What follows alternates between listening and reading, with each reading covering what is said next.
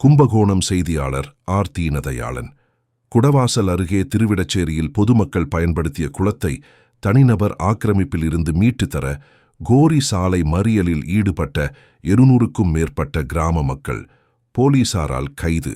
திருவாரூர் மாவட்டம் குடவாசல் தாலுகா திருவிடச்சேரி ஊராட்சி கோயில்பத்து கிராமத்தில் 100 ஆண்டுகளுக்கு மேலாக கிராம மக்கள் பயன்படுத்திய குளத்தை தனிநபர் கடந்த 4 வருடங்களாக ஆக்கிரமிப்பு செய்து பயன்படுத்தியுள்ளதாகவும் கட்டிடங்கள் கட்டியுள்ளதாகவும் மேலும் பொதுமக்கள் பயன்பாட்டிற்கு செயல்படாத வகையில் புதிய கட்டிடங்களை கட்டப்படுவதாகவும் கிராம மக்கள் குற்றம் சாட்டுகின்றனர்.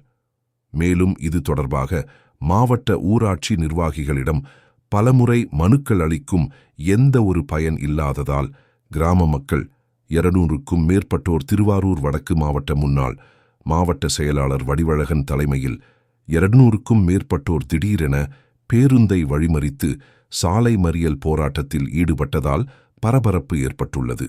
மேலும் போராட்டத்தில் ஈடுபட்ட பெண்கள் 200க்கும் மேற்பட்டோர் போலீசாரால் கைது செய்து தனியார் திருமண மண்டபத்தில் அடைக்கப்பட்டனர்.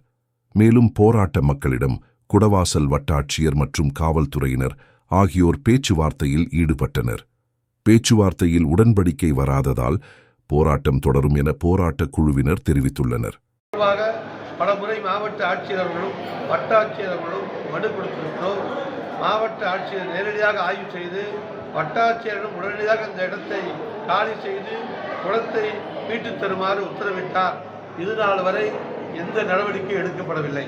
இதனால் இன்றைய தினம் கோவில்பத்து கிராம மக்கள் அனைவரும் ஒன்று கூடி 200க்கும் மேற்பட்ட ஆண்களும் பெண்களும் ஒன்றிணைந்து சாலை மறியல் போராட்டத்தில் ஈடுபட்டோம். காவல்துறையினர் கைது செய்து தனியார் மண்டபத்தில் அடைத்திருக்கிறார்கள்.